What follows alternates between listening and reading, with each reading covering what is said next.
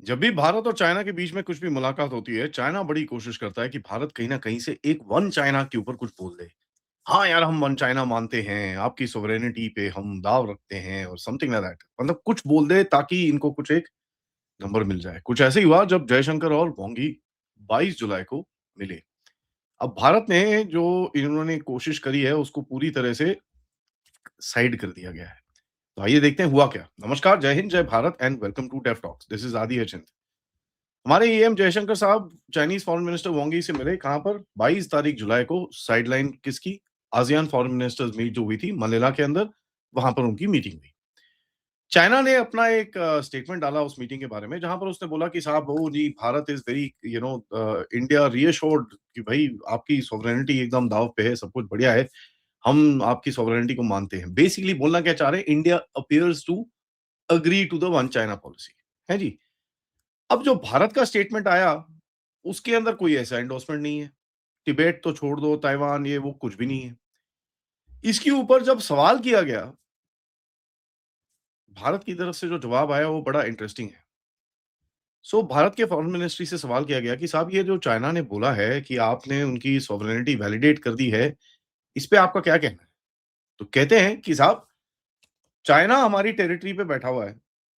Chinese infrastructure है disputed areas के अंदर। चाइनीज़ प्रोजेक्ट है पीओजेके के अंदर एंड कहीं न कहीं जो चाइनीज़ ये फालतू के क्लेम करते रहते हैं अरुणाचल प्रदेश और लद्दाख के अंदर, इस पे हम क्या बोलें? तो इंडिया ने कोई भी ऐसी चीज़ नहीं बोली कि भई हम आपकी तिबेटन इंडिपेंडेंस को ये वो कुछ नहीं। हमने बोला साहब देखो ऐसा है, आप हमसे सोवरेनिटी की बात करते हो जब हमारे साथ ही उल्टे काम करके बैठते हो। तो सोवरेनिटी की डिस्कशन ज़रा साइड में रख दीजिए। डिस्टिंक्शन क्या है? देखिए, India does not recognise Tibet as an independent sovereign country इसके इसमें कोई डाउट नहीं है। हिस्टोरिकली कुछ स्टेटमेंट्स हुए और कुछ एग्रीमेंट्स हुए जिसके तहत तिबेटन रीजन को एक चाइना का पार्ट माना जाता है। ठीक है जी। इंडिया ने officially Tibetan government of in exile जो है उसको कहीं न कहीं हम लोग सॉवरेन गवर्नमेंट नहीं मानते। लेकिन वो तिबेटन गवर्नमेंट ऑफ एक्साइल को हम होस्ट करते हैं। दलाई लामा को यहाँ रखते हैं। तिबेटन मॉनेस्ट्री, स्कूल्स ये वो सब कुछ यहाँ पर रखते हैं। और चाइना जो बोलता है कि साहब नहीं, तिबेट तो हमारा है, इसके साथ अरुणाचल प्रदेश भी हमारा है और हम आपके टेरिटरी में भी घुसेंगे, हम ये भी करेंगे, हम वो भी करेंगे, तो इंडिया सेज यार देखो ऐसा है। अगर आप सोचते हो कि आपका पॉलिटिकल नैरेटिव हमको एंडोर्स करना है, तो आप पहले अपना पॉलिटिकल नैरेटिव हमारे बारे में करेक्ट करिए, फिर हम आपसे बात कर सकते हैं। भारत की तिबेट पॉलिसी जो थी, चेंज हुई 1914 के शिमला कन्वेंशन के बाद। ठीक है जी, ब्रिटिश इंडिया, तिबेट और चाइना ने इस कन्वेंशन में भाग लिया था। आउटर तिबेट और इनर तिबेट की पूरी बात हुई थी। चाइना ने अल्टीमेटली वो चीज़ मानी नहीं। ठीक है, अब मैं उसकी हिस्ट्री में नहीं जा रहा। और चाइना जो मैकमोहन लाइन है, उसको मानता नहीं है। ठीक है जी। अरुणाचल प्रदेश बोलता है भैया हमारा है, तवांग-शवांग ये बोलता है पूरा हमारा है। नाउ 47 से 50 तक तिबेट का एक सवाल भारत के ऊपर था। इसके अंदर कोई डाउट नहीं है, हमने उसको पूरी तरह से ब्लंडर करा। यहाँ तक कि हमारे डायरेक्ट रिलेशंस थे, सब कुछ था। हमने सब कुछ उल्टे काम कर दिए। 50s के अंदर चाइनीज़ घुसे तिबेट के अंदर। ठीक है जी। 51 के अंदर एक 7 पॉइंट एग्रीमेंट हुआ जहाँ पर तिबेटन रिप्रेजेंटेटिव्स और चाइना के साथ एक जो एग्रीमेंट हुआ कि भई चाइना इनको रीजनल ऑटोनॉमी दे देगा, दलाई लामा की पोज़ीशन दे देगा, ये सब चीज़ें हुई। लेकिन वो पूरा आपको पता ही है किस डायरेक्शन में जाके गिरा। नाउ पंचशील एग्रीमेंट जो हुआ 1954 में, ठीक है जी, भारत का जो सबसे पहला पॉलिसी शिफ्ट जो था, सबसे बड़ा तो ये था। भारत और चाइना ने एक एग्रीमेंट साइन करा जो trade and intercourse between the region of China and India 29 April 1954 में। इस टाइटल के अंदर लिखा गया था तिबेट रीजन ऑफ चाइना और हमने उसके ऊपर साइन कर दिया 1954 में। अब आपको पता ही है कौन था वहां पर उस टाइम पे, तो आप जाके वो देख लीजिएगा। इंडिया ने 5 प्रिंसिपल्स ऑफ पीसफुल कोएग्जिस्टेंस जिसको पंचशील बोलते थे वो माने। ठीक है जी। 5 प्रिंसिपल्स क्या थे? Mutual respect for sovereignty and territorial integrity जो 1962 में खत्म हो गया, 1967 में, 75 में, 89 में, उसके बाद पता नहीं मल्टीपल अदर टाइम्स में चाइना ने ही खुद खत्म कर दिया वो। म्यूचुअल नॉन एग्रेशन वो तो आपको पता ही है कहाँ पर खड़ा है। म्यूचुअल नॉन इंटरफियरेंस, वो भी आपको पता है कहां पर खड़ा है। इक्वालिटी एंड म्यूचुअल बेनिफिट, वो भी आपको पता है कहां पर पड़ा है। और पीसफुल कोएग्जिस्टेंस, वो भी आपको पता है कहां पर पड़ा है। All of them are combined together lying in the कचरे का डिब्बा। अब भारत का जो एक सेटअप था तिब्बत के अंदर, जहां पर हमारे मिलिट्री पोस्ट थी, मिलिट्री एस्कॉर्ट्स थे, पोस्टल टेलीग्राफ फैसिलिटीज थी, रेस्ट हाउसेस थे, ट्रेड एजेंसीज थी, जो हमारे राइट्स थे, जो ब्रिटिश इंडिया से आइडियली लीगली हमारे पास आने वाले थे, वो सब हमने 1954 में चाइना को दे दिया। 1954 से 59 के बीच में आप सबको पता है भैया, वो चिट्ठियां लिख रहे थे एक दूसरे को, जिसके अंदर डिस्प्यूटेड टेरिटरीज का नाम 1959 7 सितंबर मेरे हिसाब से वो डेट है, जहां पर हमारी एमईए की तरफ से एक स्टेटमेंट गया था कि भाई ये टेरिटरीज डिस्प्यूटेड है। और आज तक चिट्ठी दिखाते हैं हमको कि भाई साहब आपने बोला डिस्प्यूटेड है। ठीक है जी। इस समय के बीच में 59 के बीच में चाइनीज मैप्स ने अक्साई चीन को अपना एरिया दिखाना शुरू कर दिया। उस टाइम पे नीफा, जो आज का अरुणाचल प्रदेश है, नॉर्थ ईस्ट फ्रंटियर एजेंसी, उसको भी वो दिखाना शुरू कर दिया। चाइना ने डिस्प्यूट्स खड़े करने शुरू कर दिए और 1959 में दलाई लामा भागते हुए भारत में आए। उसके बाद आप देखेंगे काफी हमने सीआईए के साथ कुछ चीजें करी, इधर करा, उधर करा, काफी कुछ हुआ।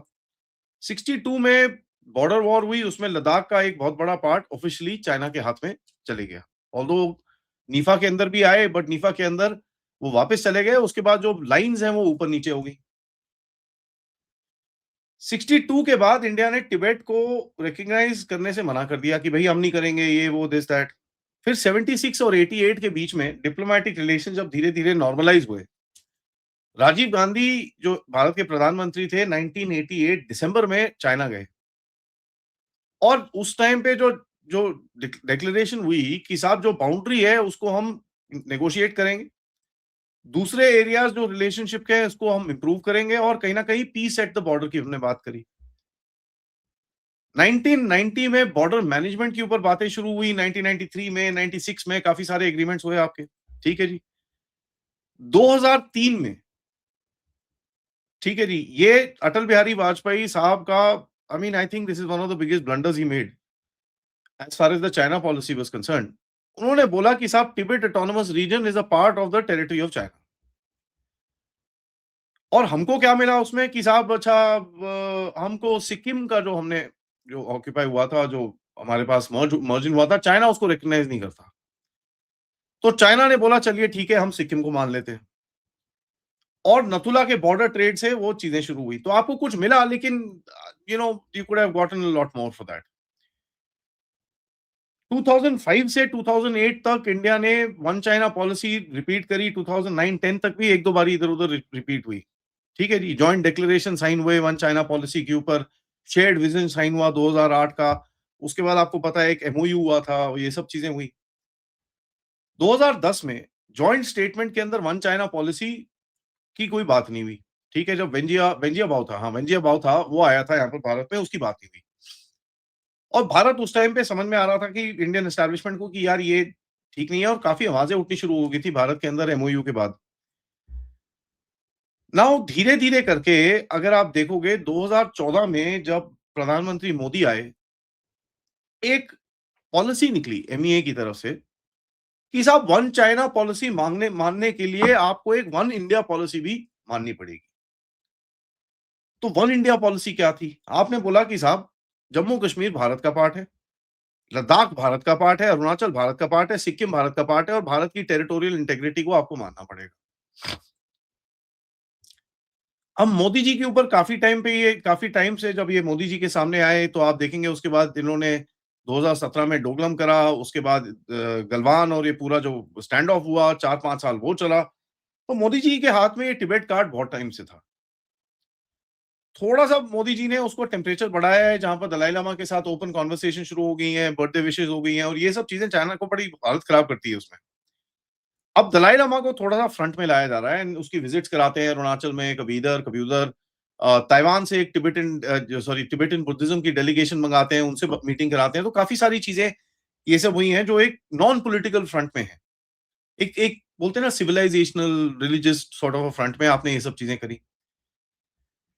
डोकलाम के बाद जो एक सिचुएशन हार्ड होनी शुरू हुई, ठीक है जी? उसके बाद आप देखेंगे 2020 एंड 2024 तक ये चीज़ें चलती रहीं। चाइना का स्टैंड है अभी रीइन्कार्नेशन पे आ चुका है कि भैया नहीं, नहीं, नहीं, अब तो दलाई लामा का रीइन्कार्नेशन हम लोग डिसाइड करेंगे, ये वो। दलाई लामा बोलता है, "ना जी, ऐसे नहीं होगा। जो एक तिबेटन बुद्धिस्ट ट्रेडिशन है, उसके हिसाब से होगा।" इंडिया बोलता है, "भैया, ये एक रिलिजियस मैटर है, ठीक है? और गवर्नमेंट्स को इसके अंदर नहीं घुसना चाहिए, जो भी उनको करना है, वो अपने आप करते रहें।" अब पॉसिबिलिटी है 2 दलाई लामास की, ये वो काफ़ी सारी चीज़ें हैं। अब चाइना की कंप्लेंट्स क्या हैं? चाइना बोलता है, "यार, दलाई लामा आपके पास बैठा है। इतने सारे तिबेटन इन एक्साइल आपके पास बैठे हैं। आप दलाई लामा को अरुणाचल प्रदेश भेजते हो, उसके बाद तिबेटन इवेंट्स करते हो और ये करते हो, वो करते हो, वो सब चीज़ें। और यहाँ तक कि अगर आप देखें अभी रिसेंटली जब ब्रिक्स की नेशनल सिक्योरिटी एडवाइजर्स की मीट हुई, वांग यी आए और वो मिले अजीत डोभाल साहब से। ठीक है जी, दोनों की मीटिंग उस टाइम पे चल रही थी। उस टाइम पे जयशंकर जी कहाँ थे? मंगोलिया में। किससे मिल रहे थे? तिबेटन बुद्धिज्म के हेड से। तो चाइना बड़ा भड़कता है जब ऐसी चीज़ें होती हैं। It it really tries to get India into the fold कि भई अगर इंडिया हमको ये वन चाइना मान जाए, तो कहीं न कहीं उसका गेम पूरा सेट हो जाएगा। 2026 में अगेन जब अभी ये मीटिंग्स हुई थी, अजीत डोभाल के साथ जब मीटिंग हुई, कोई ऐसी बात नहीं हुई। जयशंकर के साथ दे टूक अ रिस्क कि साहब इंडिया ने नहीं जी हमको पूरा वैलिडेशन दे दिया है, हमारी टेरिटोरियल इंटीग्रिटी सब सही है। इससे पहले चाइना ने 2-3 चिट्ठियाँ लिखी थी कि नहीं आप ये दलाई लामा के चक्कर में मत घुसिए, ये वो। उसके बाद यहाँ पर एम्बेसडर उनका बोलता रहता है, तो काफ़ी ये थोड़ा-थोड़ा ये चिकिर-पिकिर चलता रहता है। उसका चाइना मैप बना देगा, ये कर देगा। तो this kind of becomes quite a this thing. अब हमेशा जब भारत जम्मू-कश्मीर के बारे में बात करता है, फिर चाइना को दर्द होता है क्योंकि उसका सीपीसी वहाँ से जा रहा है। और वैसे भी जो हालत खराब है जम्मू-कश्मीर में, तो वहाँ पर उसकी और थोड़ी-सी it becomes a little bit of a challenge for him. तो भारत बोलता है यार देखो ये सब बकवास है। आप पहले हमारी टेरिटोरियल इंटीग्रिटी के बारे में बात करो, उसके बाद हम आपकी बात बात करेंगे। ठीक है जी? तो मेरा बड़ा सिंपल सा ये हमारा जो एनालिसिस है इसके अंदर ये कहता है कि भैया ठीक है, एक्जिस्टिंग रियलिटी तो जो है वो है। लेकिन अगर आपको लगता है कि हम उसके ऊपर साइन ऑफ कर देंगे, वो नहीं होगा। आप पहले बोलिए अरुणाचल हमारा है, लद्दाख हमारा है, जम्मू कश्मीर हमारा है, जहाँ पर वो फँसता है और रोता है। ना उसको बॉर्डर पे डील करनी है, ना उसको सेटल करना है, बस इस जगह को ऐसी रखो ताकि he can create some challenges of the other. And politically वो ये गेम खेलने की काफ़ी कोशिश करता है। तो मैंने आपको पूरा हिस्ट्री बताया, मैंने आपको मतलब एक संक्षेप में हिस्ट्री बताया। मैंने आपको थोड़ी बहुत चीज़ें बताई कि भैया ये कुछ चल रहा है। लेकिन एक चीज़ बॉटम लाइन जो है चाइना की, ये अब चाइना जो है ना आपको वापस बॉर्डर की तरफ खींचने की कोशिश करेगा। क्योंकि क्या है, कहीं न कहीं एक चीज़ चाइना को समझ में आ रही है कि यार ओशंस के अंदर भारत का जो जो पकड़ है वो थोड़ी स्ट्रॉन्ग हो रही है। आपने जो सबांग की डील करी इंडोनेशिया के साथ, आप क्या नाम है आपका स्ट्रेट्स ऑफ मलाक्का में घुस रहे हो। आपके साउथ चाइना सी में जो कंट्रीज़ हैं उनको ब्रह्मोस और ये सब चीज़ें, तो कहीं न कहीं आपको वो दोबारा से करने की कोशिश कर सकता है where he draws your attention back to the land border. ये इसका शुरुआत हो सकता है। और अभी आप देखते हैं इस साल तो ख़ैर थोड़ा मुश्किल है क्योंकि उनको ब्रिक्स समिट के लिए यहाँ पर आना है। But this possibility always exists. Thank you so much for watching. Video को लाइक करिए, सब्सक्राइब करिए and share this video friends and families. End of course अगर आप सपोर्ट करना चाहें, please do that, use the QR या PayPal या super sticker, super chats. मिलते हैं थोड़ी देर में एक और अपडेट के साथ। तब तक नमस्कार, जय हिंद, जय भारत।